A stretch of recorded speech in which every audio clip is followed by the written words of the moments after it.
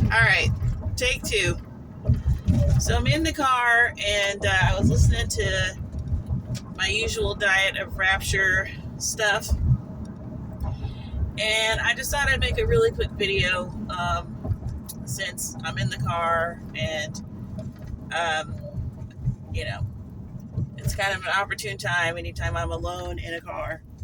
So, I was listening to this thing and it just dawned on me that there's a really great way to know for sure if the rapture is going to be pre-trib or not, that we're all overlooking. And the main one is that God is going to tell you what it is. Ta-da! That's it. It just dawned on me. Like, that's the biggest thing that we are overlooking about this. Is that God is going to talk to you because that's his jam. And when he's going to talk to you, it's going to be straightforward and it's going to be about impending things. Like, okay, I had a dream recently. I told you guys about it, about this weird, seemingly unrelated about falling into a pit of grease. And it ended up being about something that happened like within that week. Right? He was warning me about something. Just something as small as that. That's kind of his vibe. We know his vibe. If the rapture was just not going to happen till way after the tribulation, the post-trib people or whatever, then God would send you a dream, would send all of the leaders and the people of God who were just really in tune with him. They'd be sending y'all dreams of the rise of the wackadoos trying to sway people that that Jesus is going to come any moment, and it's not going to be post-trib. Like, he would tell you about it. He would show you, like, oh, there's just going to be masses of weirdos. And have you noticed too, like, that's not his vibe at all? Like, all of the people that have gotten dreams and visions from God, things that we can all agree across the board are credible. Even if you don't, none of them are where he's just this like super logical guy and he's just like, let me show you what's going to happen. And it's just about all of the weird wackadoo Christians who just have their hands in the air and are waving flags. He's just like, look at this. They're making a mockery of me. Also ignore the fact that you're having a dream, because I don't send dreams, because I'm a logical person.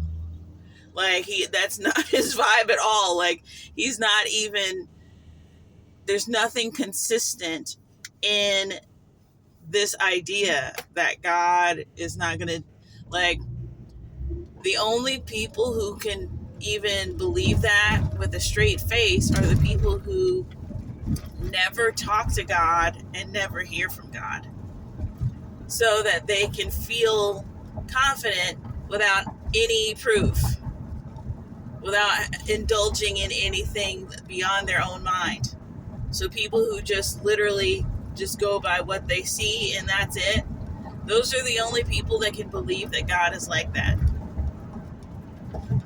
Because you never see it, so that must be what he's like. If there's one thing you can rely on, is God never talking to you audibly or doing anything weird. That's the God I serve. It's like, I'm sure that's a very faithful, that's something you can always rely on. I'm sure it's very consistent. But the rest of us serve a God who, just, you'll ask him a question and then you'll be driving and you'll look at a sign and it'll be the answer. And you're to be like, there's no way The God I serve, you have to constantly be like, yeah, right, because you can't even believe. You believe that he is all-knowing and has this type of capacity until it happens, and then you're like, because it's literally blowing your mind, you're like, I wasn't expecting that, though. Like, I figured, you knew what I was thinking. Like, I could think of something random and you would know what that is. Like, I can process that. I can't process me asking you a question and then literally seeing the answer as I'm driving. And it's like, well, that, I mean, but you would have to know that I was going to ask. Like, that whole thing, that's God. That's God, okay? So yeah, he's not pouring out his spirit and showing you about the weirdo crazies who are like, Jesus is coming back any day. And then you just being like, oh no, they're going to make a lot of people have hope about something that's weird that they don't know about. And they're going to like keep getting things wrong. Oh my God. No, we can't have this encroach upon the church of people trying to like guess what God is doing and getting it wrong. It's so embarrassing. It's so cringe. Oh no. It's the worst thing ever. Or God is doing the other thing, which is giving tons and tons and tons and tons and tons of dreams out about life going on as usual, business as usual, and then one day, boom, which is pretty much consistent with all scripture, New and Old Testament, like, and also the way that he rolls and the type of people that he shows things to, which are the people who are open and, the way that he has a heart for the people who were discarded and the outcasts and the people on the fringes, like, because it literally says that. So anyway, I was just like, yeah, that's the obvious proof, is like, what is he telling you? Is he telling you not to trust the people that are socially awkward? Or is he telling you like something that is going to break your brain is happening, and therefore thus I have to tell you because otherwise you wouldn't believe it? So I'm telling you ahead of time, which is what I've always done, and for the same reasons that I've always had to do them. So there's that. And then there was something else that I'd come up with earlier today, and it's a little bit foggy because I came up with it today, so it's brand new, but I just thought of it as I was talking. So let me see if I can talk my way back into it. But I was thinking about, I was listening to an interview with this guy who had been in movies like back in the 90s. He's a comedian, but he'd been, and he just found his way in these like classic movies from the 90s, which I don't know. He's got one of my favorite resumes. And he was telling a story about Jack Nicholson on set or whatever. And I just was thinking about what it must be like to shoot a movie. Because Tom Cruise was also in this movie. And this guy who's a comedian by trade and found himself on this movie set with these people. And he was just talking about Tom Cruise. His feeling was that he just felt like out of place. Like he just felt like any moment somebody was going to call and be like, sorry, we don't know how you got mixed up with these other people, but we're going to have to ask you to leave. Like, that's what he felt like every day. And hold on, I'm at my place I'm supposed to be at. Okay, well, me being a genius, I got to sit out here and record this. So anyway, yeah, so he was talking about how he was on this movie set, and Tom Cruise is there, and he's like, yeah, and he's just there like treating me as an equal, which is weird. But that's just what the job is or whatever. And I was thinking about this because I was like, yeah, because I mean, once you're on a set doing the movie, you're an actor, like, and you're sitting next to another actor, and y'all are doing the same job, and so the celebrity stuff is like the stuff that we see, and then we see the finished product and all that. But like when you're in the lab and you're doing the stuff, it's like uh the block the blockbuster box office draw that made way more money than you made. That's all business stuff, industry stuff. But like when you're on the project, you're all at the same lunch table, kind of, and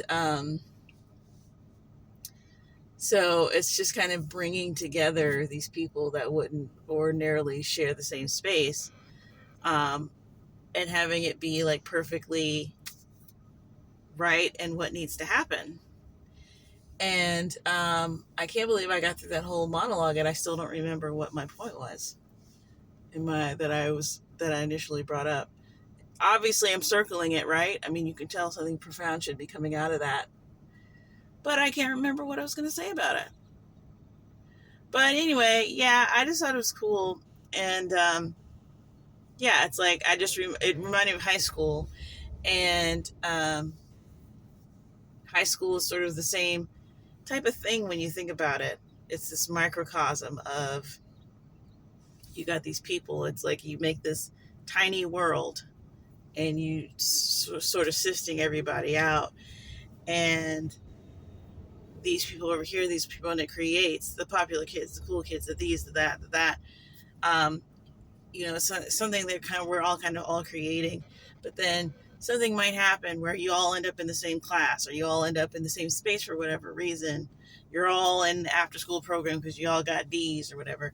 And it forces these different groups together. And then you end up befriending people, or finding out people that are cool. And I was kind of thinking of myself in that situation, because I'm someone who just would never fit in necessarily, but I could be in certain situations where I end up with people that I wouldn't normally be with. And especially in high school, like, okay, this is my moment to like show somebody that I'm actually like funny or this or that. And that was kind of me, like, at that point in my life. But like, yeah, I still don't know what I was going to say about it. It was going to be something spiritual, but I just don't remember. Something about heaven and everybody, like, in that system. Something about that not being the system anymore, because we don't need that system anymore. That's just for here because we're flawed and we don't know we're not perfected in the light of Christ or whatever. So yeah, I don't know what I was going to say. And plus I'm here now, so I'm going to just cut the video off, and maybe it'll occur to me one day again, probably upon playback, and then I'll have to get this back out and do this whole thing over. So, okay, peace out, y'all.